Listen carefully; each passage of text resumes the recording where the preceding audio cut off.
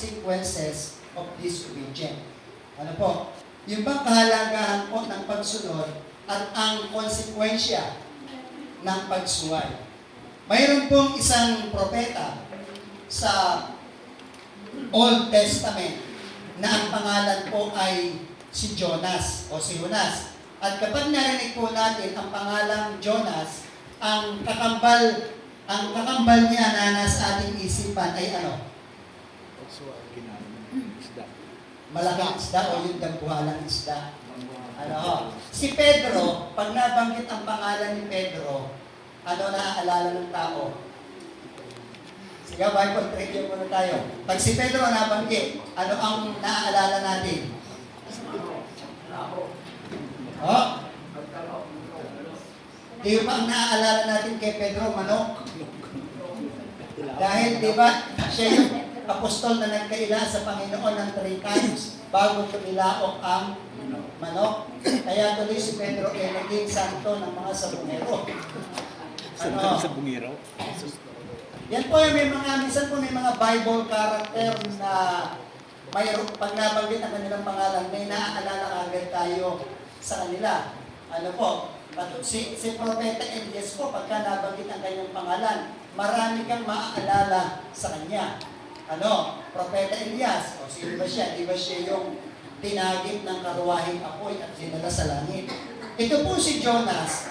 Again, kapag po nabanggit ang kanyang pangalan, ang unang-unang papasok po sa ating isipan, yung dambuhalang isda na kumain sa kanya.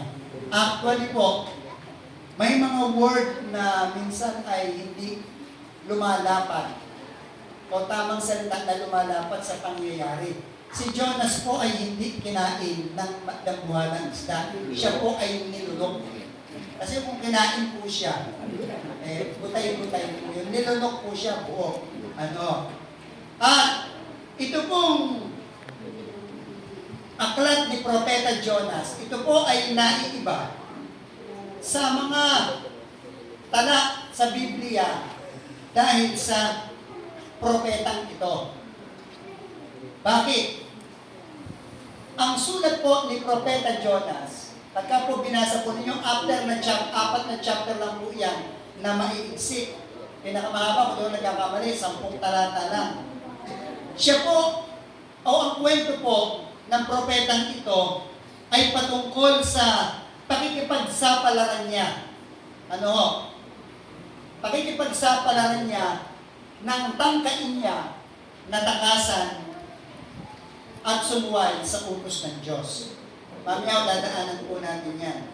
Bakit? Siya po ay pinapupunta ng Diyos sa lungsod, sa Ninive, sa syudad ng Ninive. Ito pong Ninive, pag tinignan po natin ito sa globo, at sa mga kapital ng bansa noon, ito pong Ninive ang kapital ng Assyria, na ngayon ay Syria. Hindi lang mo natin alam kung hindi kasi ko naging update sa ganyan pero during their times, yung Assyria na ngayon ay Syria, ang capital po niyan ay Ninive.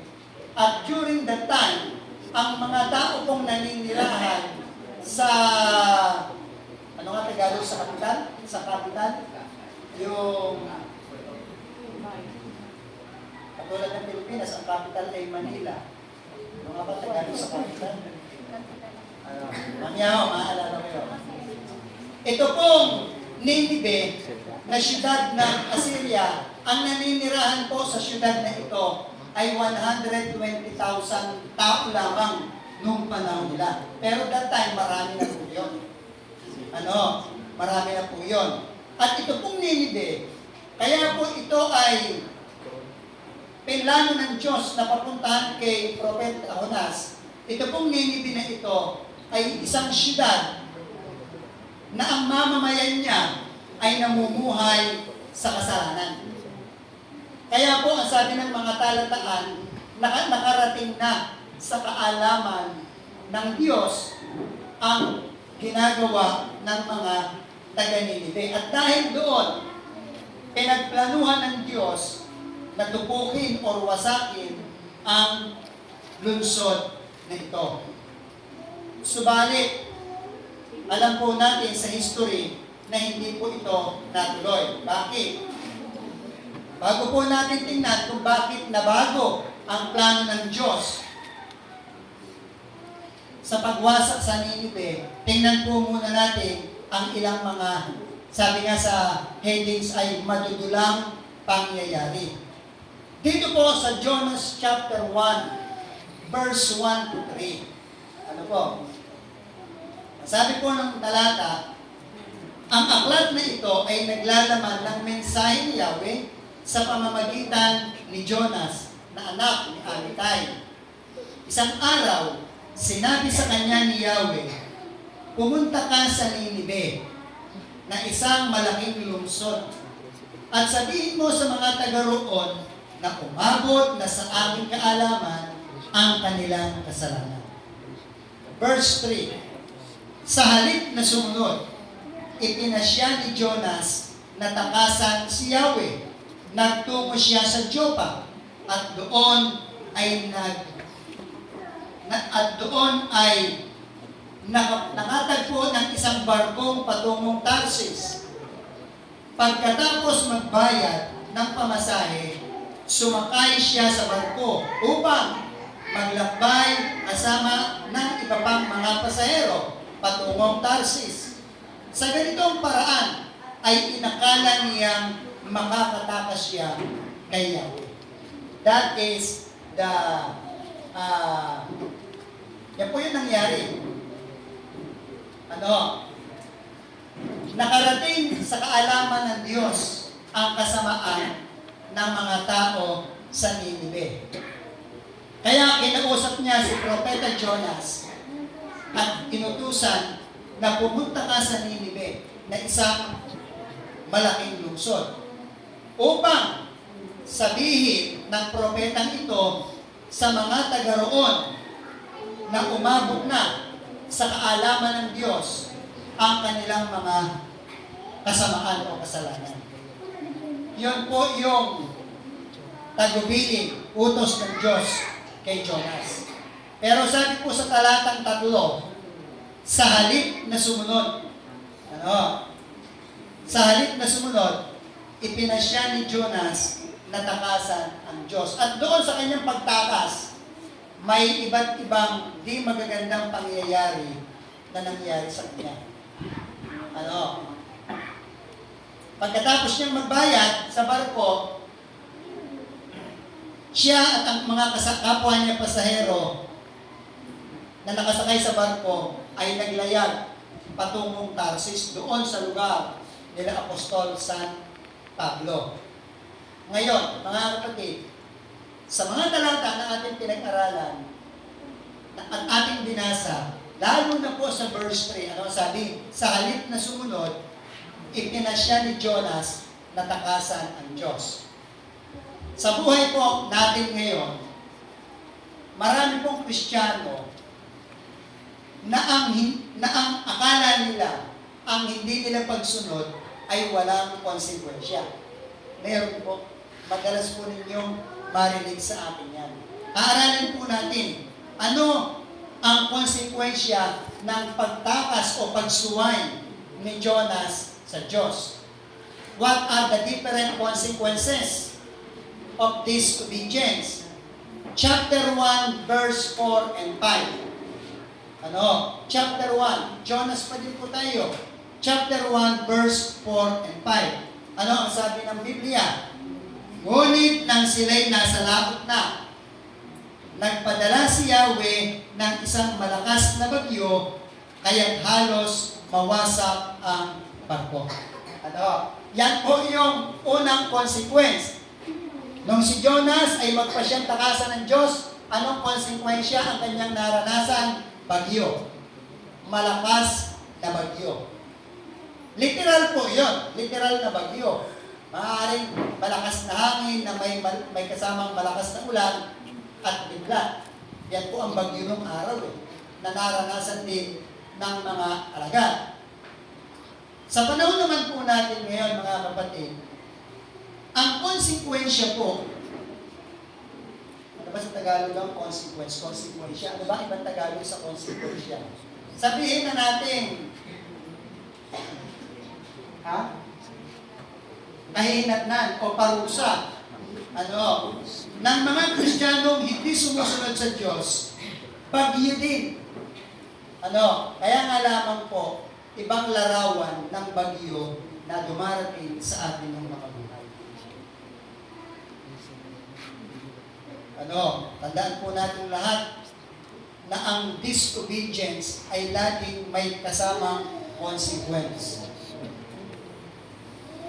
Mga bagay na po pwede nating kahinatnan kahit ayaw po natin. Si Jonas, sa kanyang pagsuway at pagtaka sa Diyos, ang unang naranasan niya, bagyo.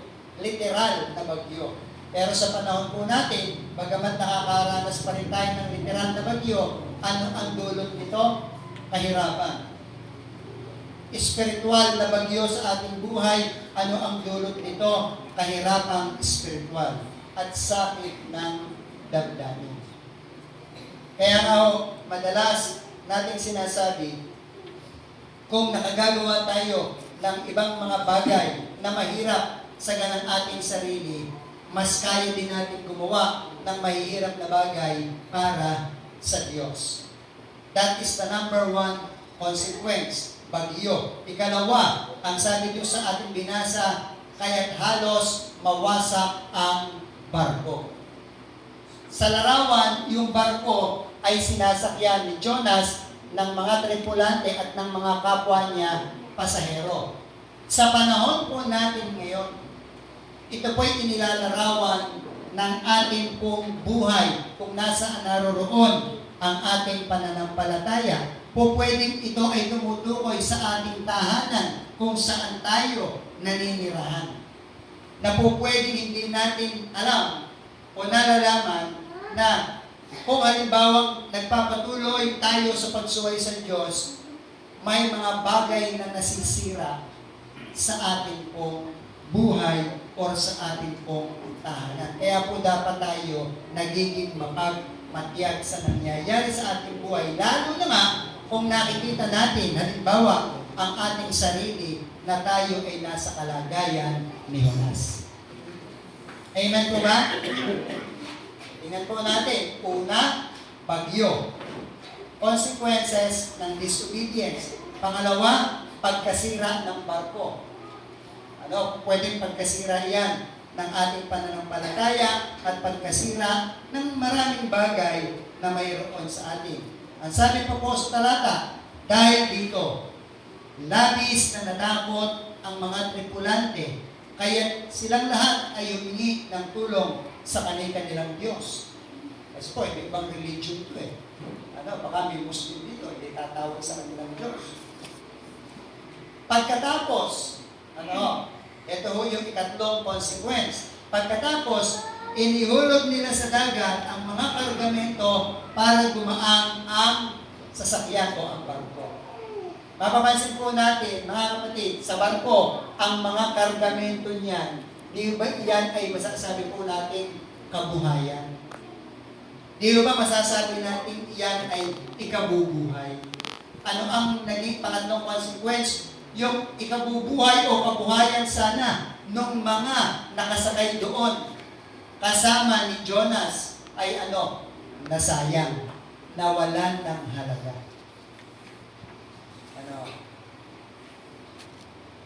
Nawalan ng pakinabang.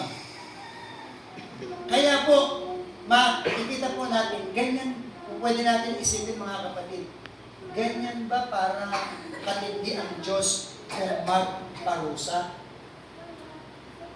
Pagka binasa natin ang Old Testament, even ang New Testament, makikita po natin talaga ang Diyos hindi nagbabago.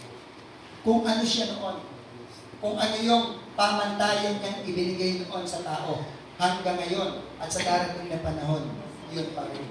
Kaya makikita natin pagka po ito ay inilarawan natin sa ating buhay, isipin po ninyo, bagyo ng buhay. Pagkawasak ng buhay. Pagkawala ng ikabubuhay. Ano lang ang dahilan? Hindi pagsunod sa ipinagagawa saan ng Diyos.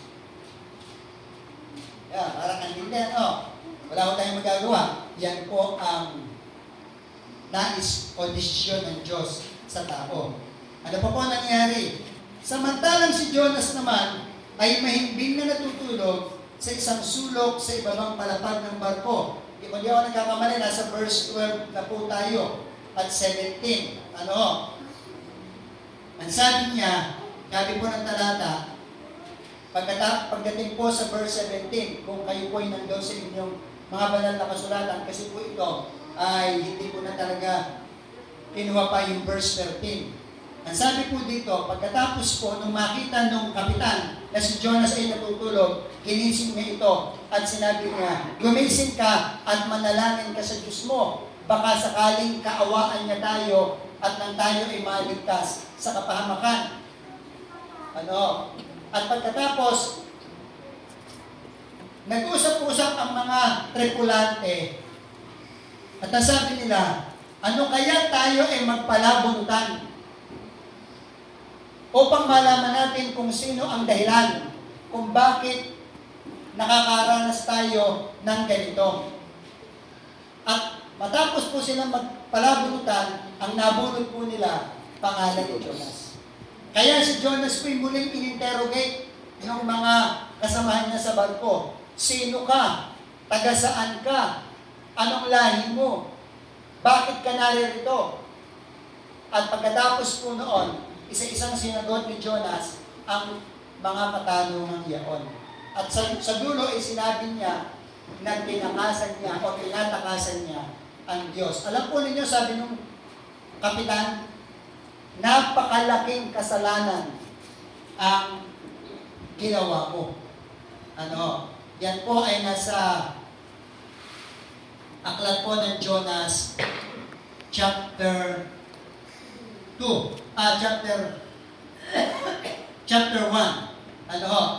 verse 10. Sinabi ni Jonas na tinakasan niya si Yahweh. Disobey. Hindi niya sinunod. Nakadama ng matinding takot ang mga nakarinig. Kaya sinabi nila kay Jonas, napakalaking kasalanan ang ginawa mo. Mga kapatid, dito po ay pinapakita ng banal na kasulatan na ang hindi pagsunod sa Diyos ay itinuturing na isang napakalaking kasalanan. Kaya po ang itinuturo sa atin ng Bible, bilang mga anak ng Diyos, tayo ay maging masunuring anak ng Diyos sa lahat ng pagkakataon. Bakit?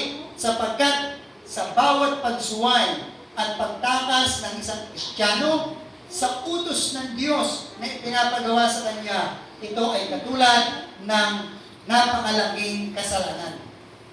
Kaya po, ang consequence, bagyo. Di ba? Pagkatapos po, pagkawasak ng barko, bagyo sa buhay, pagkawasak ng buhay, pagkasayang ng ikabubuhay. Puro related sa ating personal na pagkatao. Bakit? Dahilan sa napakalaking kasalanan na nagagawa ng mga Kristiyano na akala nila okay lang. Hindi ho lingid sa atin na nitong nagdaang mga araw, nabalitaan natin Mansalay Rojas, inilockdown. Hindi naman tao inilockdown, mga baboy. Nakausap po namin kahapon yung isang veterinaryong member ng DB1. Siya po ay papuntang Rojas dahil sila po ay naatasan na may isagawang parang gawain doon. Tinanong po namin siya, ang kausap po niya, ako si Michael, at si Kuya Rene. Sabi po niya, nung ma-detect yun, yung ASF na yun, mula po doon sa piggery na nakitaan ng ASF yung mga alagang baboy, kalahating kilometro hanggang 1 kilometro mula po doon sa lugar na yon. 1 kilometro, siguro kung halimbawa, church natin ang 1 kilometro nito, baka nandun na sa gawin nila Christian. Isipin po ninyo, nandito yung baboy, sabi niya, na may ASF, pero yung 1 kilometer radius mula po doon sa kinatagpuan ng problema sa baboy, yung mga baboy noong mga kahanggan na wala namang ASF. Ano? Nabalitaan natin. Di ba? Ang sabi po niya ay yung gumawa ng ukay, tinapon doon, sinunog at saka tinabunan. So, nagpapasalamat tayo sa Diyos dahil hindi nakasama ang bayan ng Bungabong. Kwento niya sa amin kahapon, tumalon ito sa bansod.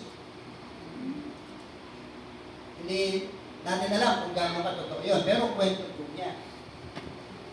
Noon pong kami nagkukwentuhan, ito pong mensahe ito, inaalala ng Diyos sa akin kahapon. Sabi ko, kaya nga, kahapon sabi ko, Panginoon, nawa ako, magrema na ito.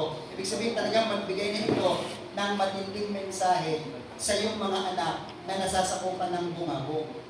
Kumbaga, binibigyan tayo ng Diyos ng pagkakataon. Kung pwede sabihin natin, isipin natin, ibig sabihin yung mga Kristiyano sa Mansalay at Rojas, mas hindi sumusunod kaysa sa atin. Hindi ho natin alam.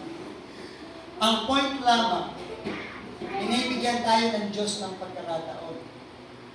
Pero mapapansin po natin yung consequence. Ano ang consequence? Walang sakit ang ating mga baboy sa biyaya ng Panginoon. Pero ang hirap naman natin ibenta. Kaya ginagawa natin? Tayo ngayon ay dumadalangin sa Diyos. Di ba ba? Di tama po sabi ng mga kapwa pasayeros ni Jonah sa kanya, "Oy, gumising ka at manalangin ka sa Diyos mo at baka tayo kanyang kaawaan." Di ba natutulog si Jonas? Mga kapatid, ang isang Kristiyano po na tumatakas sa Diyos, larawan po yan ng isang natutulog na pananampalataya. Ang maganda lamang po sa nararanasan natin ngayon, binibigyan pa tayo ng Diyos ng pagkakataon. Ako nga, isang baboy ang alaga ko. Isang baboy meron ako. Sabi ko, Panginoon, huwag naman po ninyong loobin na dito sa Bungabong ay may madetect na ASF. E di how much more ang marami sa inyo na marami. Kaya alam po tayong dati dumadalangin una, protektahan ng Diyos ang ating mga alagang hayop. Pangalawa, lalo na sa mga may bentahin na ang Diyos ay gumawa ng himala. Ilang araw po kaming nag-o-observe. Dahil lagi ako nandun sa highway ng Orconoma. Noon pong mabalitaan natin yon. Usap-usapan nga namin ng mga manghuhuli ng baboy na kumakain ko sa tabi, sa karinderya ni Albert. Nadidinig ko pinag-uusapan nila na nung madeklara yung ASF na yon, kinabukasan nakabiyahe pa sila. Pero the following day, may checkpoint na. Pinagbabawal na. Hanggat hindi na-neutralize ang problema. Kaya naisip ko nga, kung apektado itong mga bumibili ng baboy, di hamak na apektado ang mga nag-aalaga. Dahil tayo, nagpapakain tayo.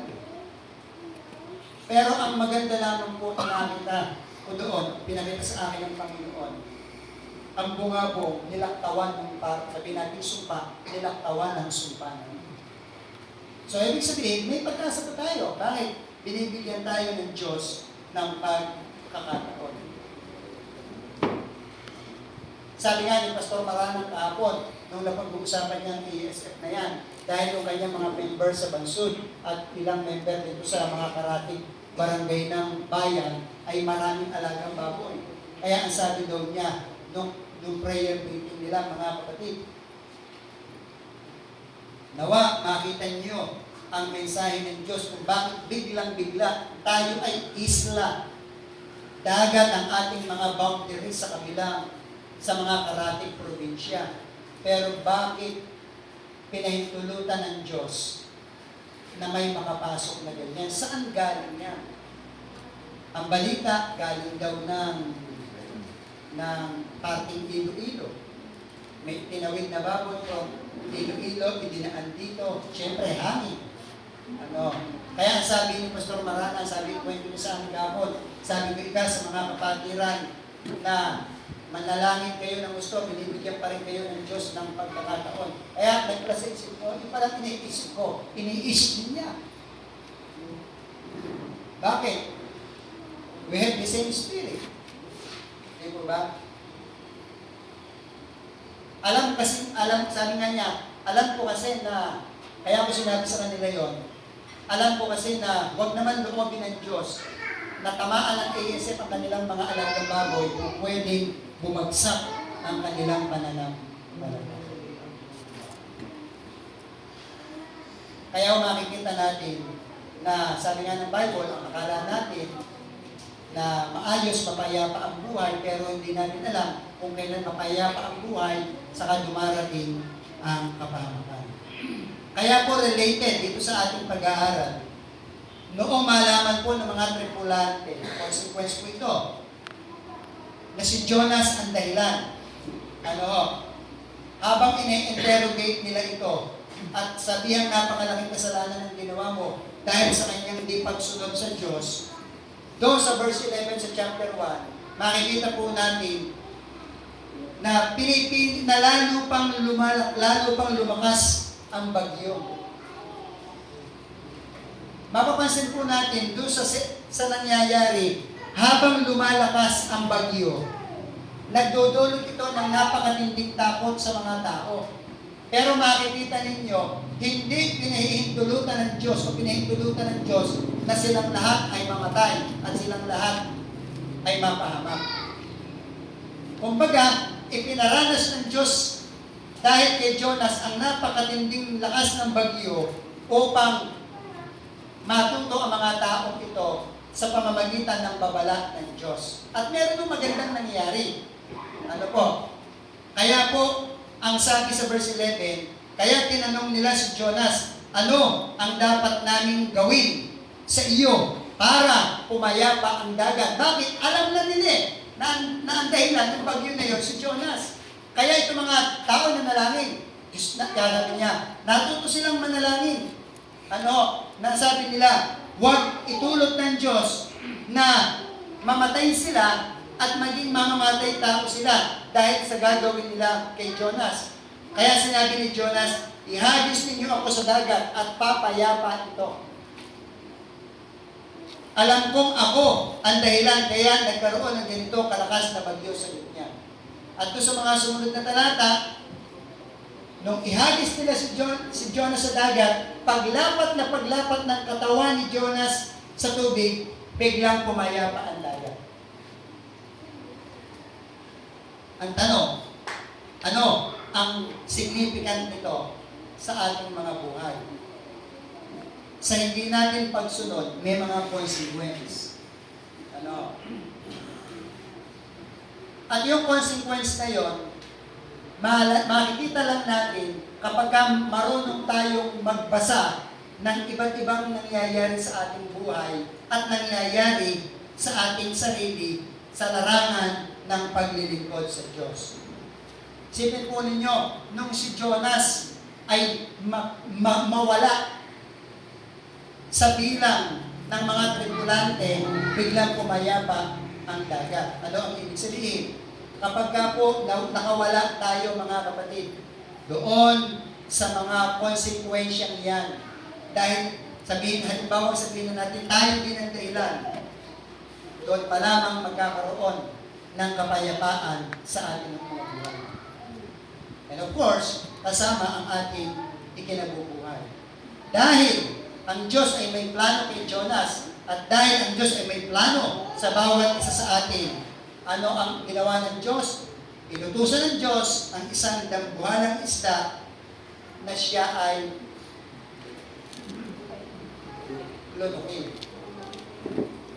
At sa chapter 2 ng Jonas, nung si Jonas po ay nasa tiyan ng isda, isipin, buhay siya.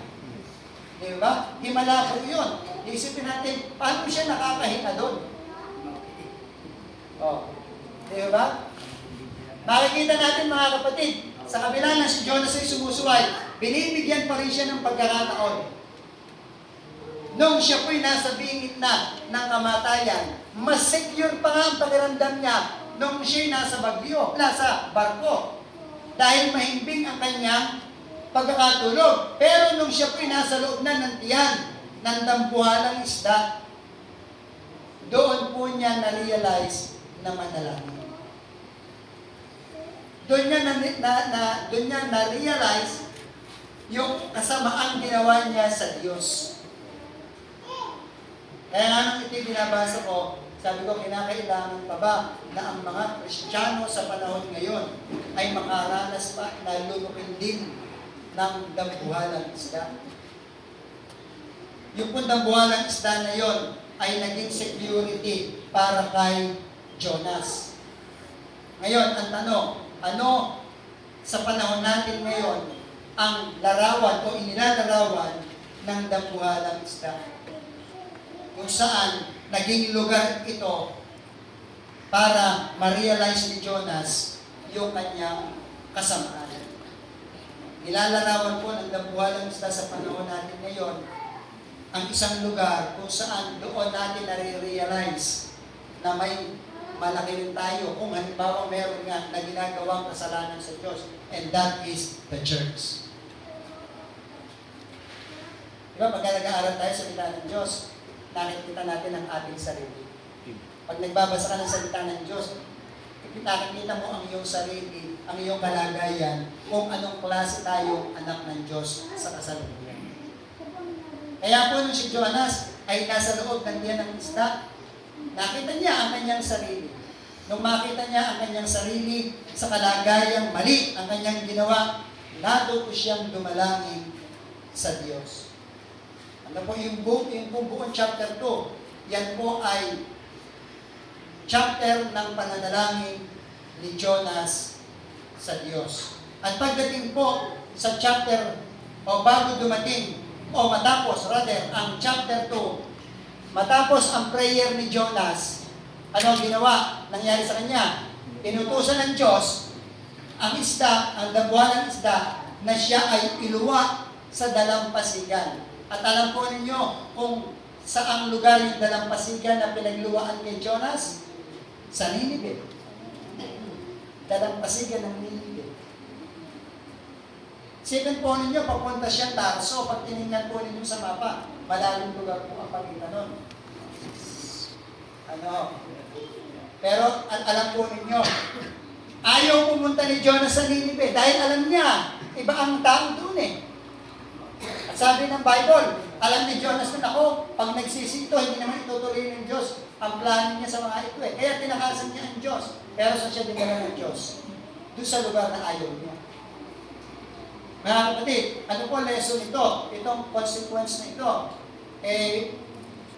Nawaw, makita natin ang ating mga sarili doon sa bagay na, ito yung bagay na hindi ko magawa, ayaw kong gawin para sa Panginoon. Tapos makakaranas, halimbawa, ang isang Kristiyano ng iba't ibang konsekwensya sa buhay. Pero at the end, sasabihin niya, susunod na rin ako, Panginoon. Bakit hirap na ako?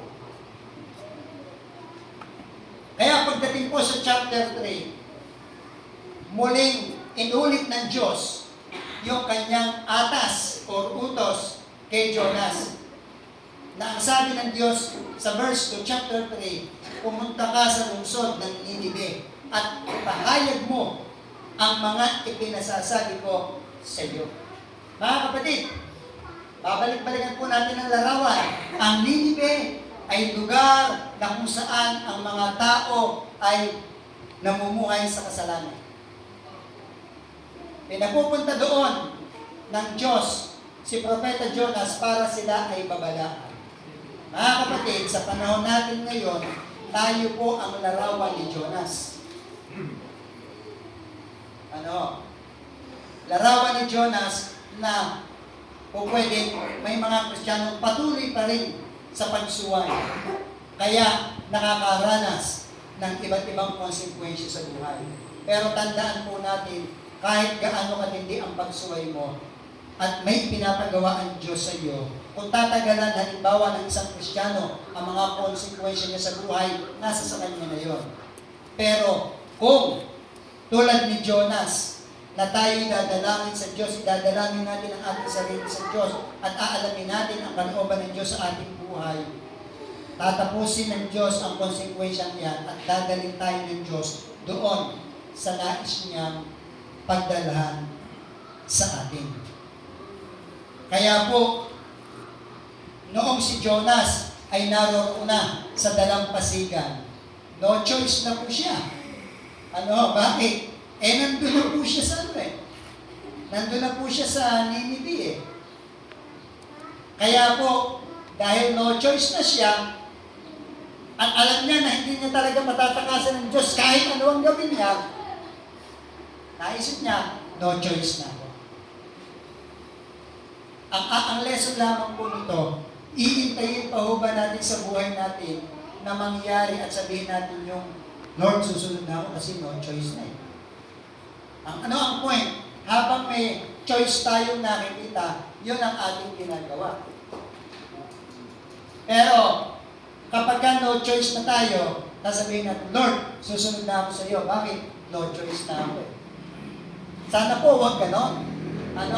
Kasi kapag ka po, hanggat may nakikita tayong choices, gagawin natin yon. Paano nga po pag dumating na sa punto na no choice pa tayo? Katulad ni Jonas. Wala na siyang pupuntahan. Nasa Ninive na siya. Kaya nung ulitin ng Diyos ang kanyang utos kay Jonas, no choice na siya. Bakit? Saan pa siya tatakas? Iisipin niya, kung tatakasan ko ang Diyos, baka makaranas na naman ako ng matinding bagyo. Baka kainin na naman ako ng dagwalang isda. No choice na. Kaya, minabuti na ni Jonas ang sumunod. Tingnan po natin, nang sumunod si Jonas, tapos na ang consequence. Another chapter. Ano po ito? Pagsunod na po niya. Di po ba? Makikita na po natin ngayon ang importansya ng pagsunod. Yung kahalagahan ng pagsunod. Sa verse 3, chapter 3, nagpunta si Jonas sa Ninive. Ang sabi ng talata, malaki ang lungsod na ito. Aabutin ng 3 araw kung ito ay lalakarin. Pagkatapos, verse 4, sabi, siya'y pumasok sa lungsod. At pagkatapos noon, ng maghapong paglalakad, ipon niya, malakas niyang isinigaw. Siguro siya ay nasa plaza, parang gano'n, sa mataong lugar. Malakas niyang isinigaw na gugunawin ng Diyos ang Ninive katulad ng Sodoma at Gomorrah pagkalipas ng 40 days. Di ba tayo nagtataka kung hindi binabasa natin? Bakit mayroon pang after 40 days? Pwede namang nung time na yun ay paulan ng kagad ng Diyos ng apoy at asupluyo. Bakit mayroon pang 40 days? Ito po ay panahon na bigyan sila ng pagkakataon. Kaya po mga kapatid, tulad din po natin sa panahon natin ngayon, every day na dumarating sa ating buhay, binibigyan tayo ng Diyos na pagkakataon na gawin natin ang mga bagay na pinapagawa niya na hindi natin ginagawa.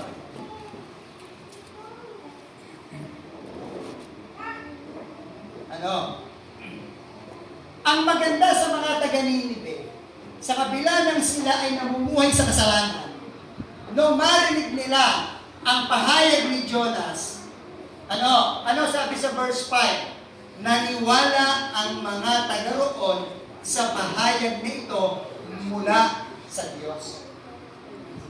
Noon pong itinapagkukwentuhan namin kahapon, ako'y tuwan-tuwa, sabi ko, Lord, talagang ginastified mo na ito yung mensahe na gusto mong ipaalam, ituro sa iyong mga anak. Makikita po natin na pagdating sa larangan po, ito po mission ito Hindi natin po pwedeng sabihin sa panahon natin ngayon, matitigas ang ulo nila, mga bulag sila, puro sarili nila ang kanilang iniisip. Mga kapatid, kung paano pong matapos magpahayag si Jonas ay pinaniwalaan sila ng mga tao, still, ganon pa din po ngayon. Talaga lang ipapakita ng kaaway. Pinakita na nga ng Diyos kay Jonas yung mga uri ng tao sa Ninive. Namumuhay sa kasalanan. Hindi naniniwala sa Diyos. Matitigas ang ulo. Pero, nalaman ni Jonas, matapos siyang sumunod, isang salita lang niya, naniwala ang mga taga-roon. Kaya, mga kapatid, huwag natin sabihin na ang mga tao ngayon sa paligid natin ay mahirap nang ilapit sa Diyos. Tayo lang ang nagsasabing mahirap. Kasi nga, maaaring ang Espiritong sumasa atin ang Espiritu de Jonas. Pero at the end, sumunod din. Nanawa sa consequence, nanawa sa parusa. Kaya matapos maniwala ang mga taga-Ninive, tingnan po natin ano ang kanilang ginawa. Nag-ayuno silang lahat. Nagdamit ng panluksa. Kasi namumuhay nga sila sa kasalanan eh. Ano pa? Nagsisi at tumalikod sa kanilang mga kasalanan. Yan po yung nagagawa ng pagpapahayag ng salita ng Diyos sa tao. Na akala lang natin, walang kapangyarihang nangyayari sa ating ginawa dahil hindi naman talaga natin kaya eh. Ang Diyos ang babago sa buhay ng mga tao niyan. Nang makarating sa hari ng Ninive, yung pahayag na yun ni Jonas, ultimong yung hari, nag-ayuno. Bumaba ito sa kanyang trono. Nag-utos siya, mula sa akin at sa ating lahat, walang kakain, walang iinom yung hari. Naupo sa abuhan at naglagay ng abo sa kanyang ulo. Nung makita yun ng Diyos, nabago kanyang plano. Sa panahon natin ngayon, marami tayong mahal sa buhay. Mga kakilala, mga kaibigan, na kapag namatay, pupunta sa impyerno. Pero kapag tayo tumulad kay Jonas, mababago ang plano ng Diyos sa buhay nila. Na dapat sila impyerno dahil sa atin, pupunta sila sa langit. Kaya nung makita ng Diyos ang pagtalikod ng taga-Ninive sa kanilang mga kasalanan matapos ang pahayag ni Jonas, nabago ang pasya ng Diyos at hindi niya itinuloy ang paggunaw sa lugar nila. Kaya mga kapatid, tandaan po natin na ang Diyos noon, ngayon, sa darating na panahon ay the same, hindi nagbabago. Kaya po, nabago ang plano ng Diyos sa Ninive matapos pakinggan ng taga-Ninive ang pahayag ni Jonas mula sa Diyos. Alam po ninyo, ito si Jonas, magtataka ka talaga sa propetang ito. Nung hindi ituloy ng Diyos ang kanyang plano, abay nagalit. Sabi niya, akala ko ba gugunawin mo yun? Bakit hindi mo itinuloy? Tapos sabi pa niya, pagka ganyan, mabuti pang mamatay na lang ako. Talagang direct niyang sinasabi sa Diyos, mabuti pang mamatay na lang ako.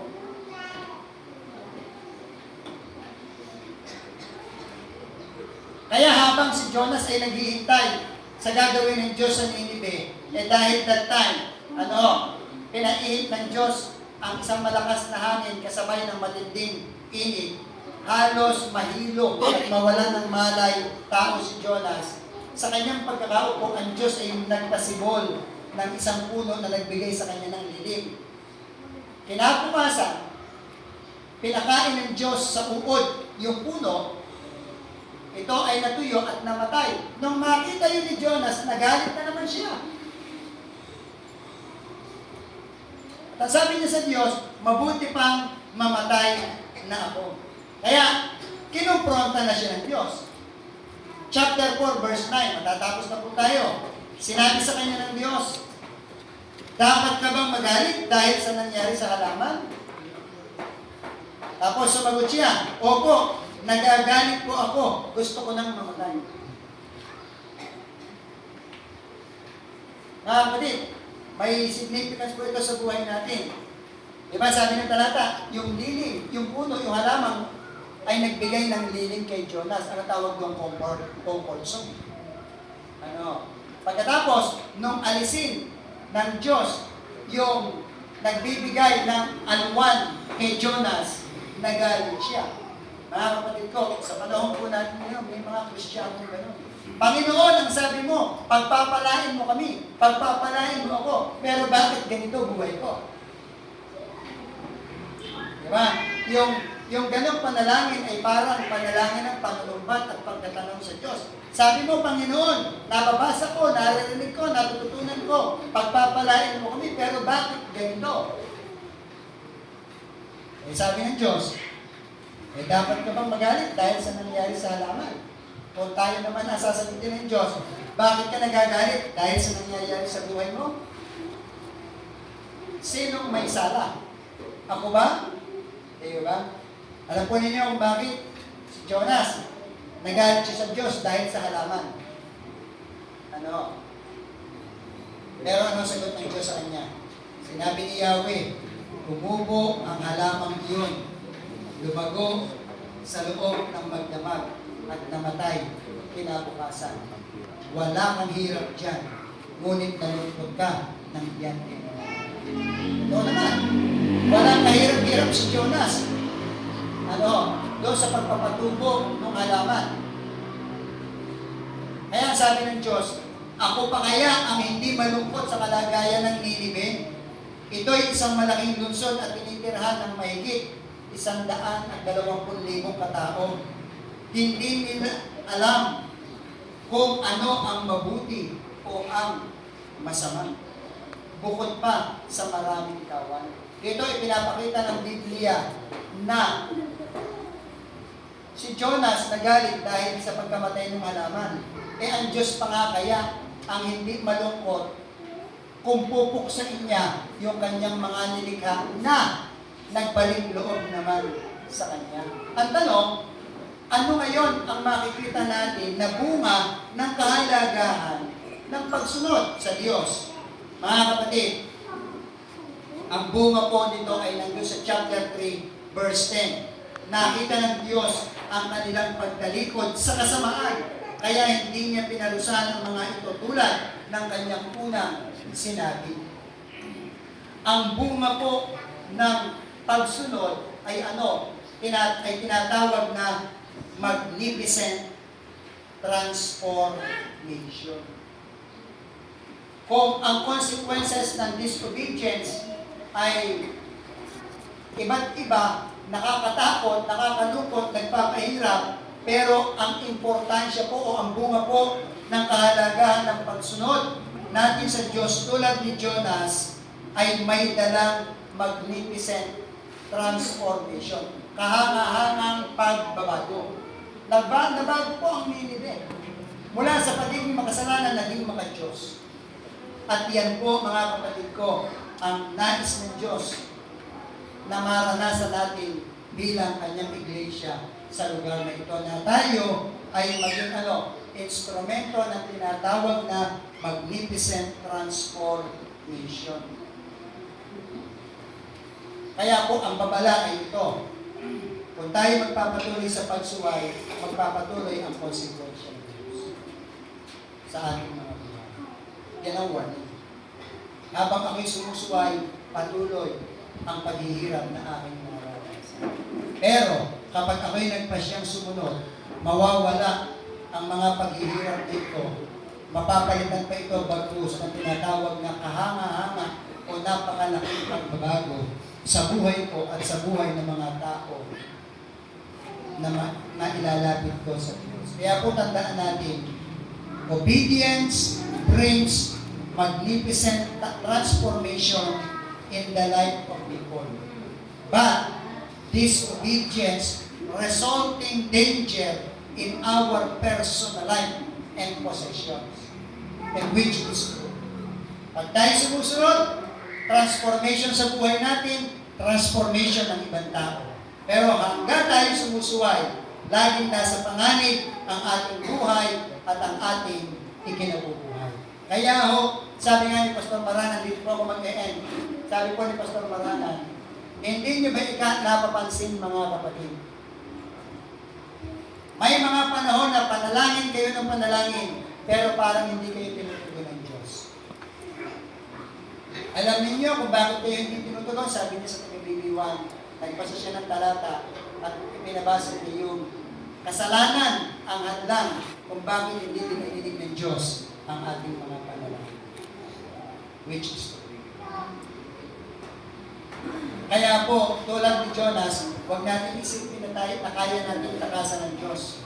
Kaya naman natin takasan. Kaya lang habang tayo ay nasa lugar na iyon, grabing dusa, grabing hirap. Pero kung tayo naman po ay magpapasyang sumunod, grabing pagpapala at pagbabago ang ating pong mararamdaman. Kaya po talagang ang desisyon ay nasa sa atin lang.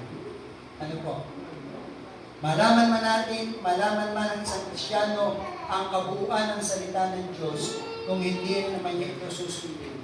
Sabi nga ng Bible, para kang alon sa dagat na dinadala ng hangin kung saan niya ito.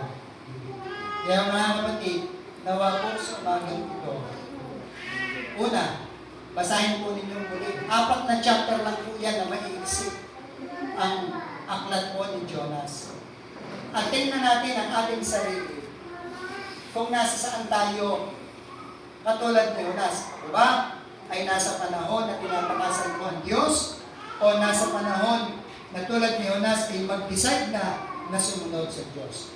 Kung makita natin doon sa una, tingnan natin kung ano yung mga konsekwensya. At kung tayo magpasya na tayo susunod sa Diyos, makikita din natin ang napakagandang resulta. Mga kapatid ko, tandaan po natin, obedience brings us magnificent transformation. But disobedience brings us in danger sa ating personal na buhay at sa ating possessions. Tingnan po natin ang kahalagahan ng pagsunod at tingnan din naman po natin ang sumpa ng pagsunod. Tingnan umaga po, magpalain tayong lahat ng ating Panginoon.